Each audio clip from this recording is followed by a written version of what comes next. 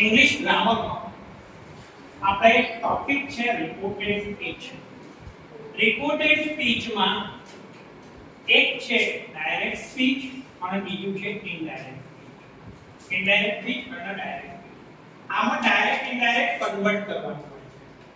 તો એમાં પહેલા પાર્ટ જોઈએ કે કોને શું કહેવાય એ આપણને ખબર હોવી જોઈએ.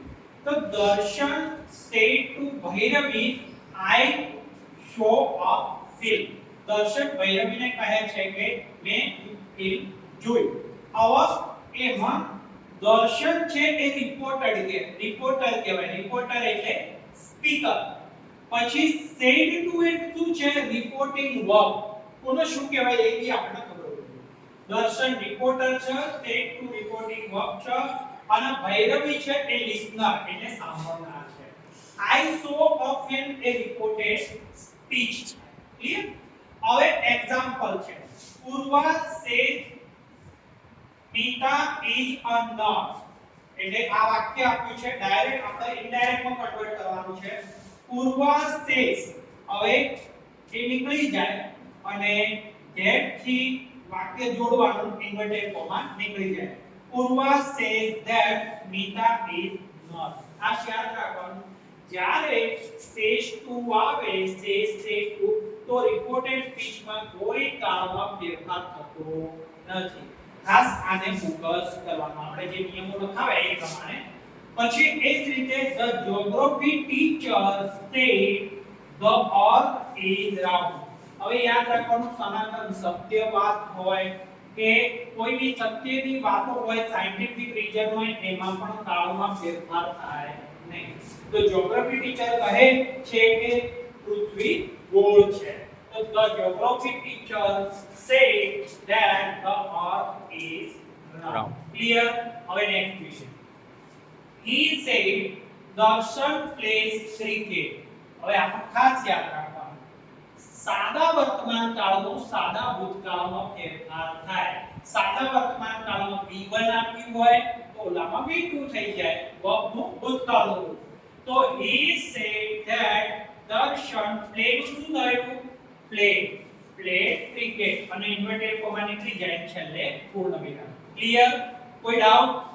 નો. Next. Poonam said Bhairavi sings a song. હવે આમાં આ જ વસ્તુ કે સાદા વર્તમાન કાળનો સાદા ભૂતકાળમાં sing નો શું થશે? sing sang sung. sing. તો પૂનમ said that વડે જોડવાનું ઇન્વર્ટેડ કોમા નીકળી જાય. પૂનમ said that Bhairavi sang song. અને પૂર્ણ વિરામ. ક્લિયર? બરાબર? હવે આગળ જોઈએ. Nina said Mr. Shah is teaching English. is mr વત્તા ing કયો કાળ થયો? ચાલુ વર્તમાન કાળ. ચાલુ વર્તમાન કાળનો ચાલુ ભૂતકાળમાં ફેરવાનું was were વત્તા verb ing થાય. તો Nina said that Mr. Shah was teaching English. was કેમ આવ્યું? ત્યારે આવ્યો did નો. પછી હવે સાદા ભૂતકાળનો પૂર્ણ ભૂતકાળમાં ફેરફાર થાય. એ પણ આપણે શીખવાના છીએ. એના પહેલા જોઈએ પૂર્ણ વર્તમાન કાળનો પૂર્ણ ભૂતકાળમાં. પૂર્ણ વર્તમાન કાળ એટલે have has વત્તા V3 આવે. પૂર્ણ વર્તમાન કાળ. ક્લિયર? પૂર્ણ ભૂતકાળમાં have has તો શું થશે? had થઈ જશે. તો she said Darshan has finished the work. તો she said that Darshan has એટલે પૂર્ણ વર્તમાન કાળ એનું પૂર્ણ ભૂતકાળ. તો Darshan had finished the work. આ હતો ઇંગ્લિશ ગ્રામરમાં રિપોર્ટેડ સ્પીચના વાક્યો અને કાળ પ્રમાણે ફેરફાર. એટલે ડાયરેક્ટ ઇનડાયરેક્ટ નું કન્વર્ટ કેવી રીતે થાય.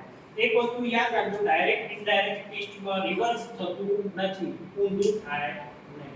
એટલે ડાયરેક્ટ માં ઇનડાયરેક્ટ કન્વર્ટ કરવામાં આ વાક્યો છે. હજુ બીજા વાક્યોની પ્રેક્ટિસ નિયમો પ્રમાણે આપણે